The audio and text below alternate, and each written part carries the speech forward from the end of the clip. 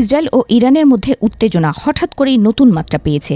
আজ ভোরে ইসরায়েল ইরানের ওপর আগাম হামলা চালিয়েছে বলে ঘোষণা দিয়েছেন দেশটির প্রতিরক্ষামন্ত্রী ইসরায়েল কাটস। একই সময়ে সারা ইসরায়েল জুড়ে সতর্কতামূলক সাইরেন বেজে ওঠে এবং নাগরিকদের নিরাপদ আশ্রয়ের কাছাকাছি থাকতে নির্দেশ দেওয়া হয়। ইসরায়েল কাটস এক বিবৃতিতে জানান, ইরান থেকে সম্ভাব্য হুমকি মোকাবেলায় এই হামলা চালানো হয়েছে। তাঁর ভাষায়, ইসরায়েল রাষ্ট্রের বিরুদ্ধে যে হুমকি তৈরি হয়েছে তা দূর করতেই এই আগাম আঘাত।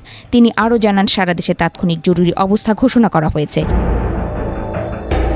ইসরায়েলের প্রতিরক্ষা বাহিনীর পক্ষ থেকে জানানো হয়েছে, নাগরিকদের আপাতত আশ্রয় কক্ষে ঢোকার প্রয়োজন নেই, তবে সবাইকে নিকটবর্তী নিরাপদ কক্ষ চিহ্নিত করে প্রস্তুত থাকতে বলা হয়েছে। অপ্রয়োজনীয় ভ্রমণ এড়িয়ে চলারও নির্দেশ দেওয়া হয়েছে। একই সঙ্গে দেশ জুড়ে শিক্ষা প্রতিষ্ঠান, জনসমাবেশ এবং অজরুরি কর্মক্ষেত্র বন্ধ রাখার নির্দেশ দিয়েছে হোম ফ্রন্ট কমান্ড। ইরানের রাজধানী তেহরানে বিস্ফোরণের শব্দ শোনা গেছে এবং আকাশে ধোঁয়া উঠতে দেখা গেছে বলে বিভিন্ন সূত্র জানিয়েছে। যদিও হামলার নির্দিষ্ট লক্ষ্যবস্তু সম্পর্কে বিস্তারিত জানানো হয়নি। ইসরায়েলি কর্মকর্তারা ইঙ্গিত দিয়েছেন যে হামলার উদ্দেশ্য ছিল সম্ভাব্য সামরিক সক্ষমতা ধ্বংস করা। এই অভিযানের সময় ইসরায়েলের আকাশপথ সাময়িকভাবে বন্ধ করে দেওয়া হয়েছে। সম্ভাব্য পাল্টা হামলার আশঙ্কায় বিমান চলাচল স্থগিত রাখা হয়েছে বলে জানা গেছে।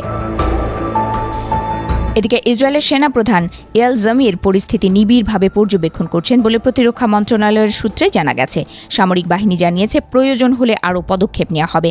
উল্লেখ্য, সাম্প্রতিক সপ্তাহগুলোতে উত্তেজনা ক্রমেই বাড়ছিল। ইসরায়েল দক্ষিণ লেবাননে বিভিন্ন অবকাঠামোতে বিমান হামলা জোরদার করে। ইসরায়েলি সেনাবাহিনীর দাবি, হিজবুল্লাহ তাদের সামরিক সক্ষমতা পুনর্গঠন করছিল এবং ইরানের সঙ্গে সমন্বয় করে সম্ভাব্য নতুন সংঘাতে জড়ানোর প্রস্তুতি নিচ্ছিল। এই পরিস্থিতিতে আন্তর্জাতিক মহলে উদ্বেগ বাড়ছে।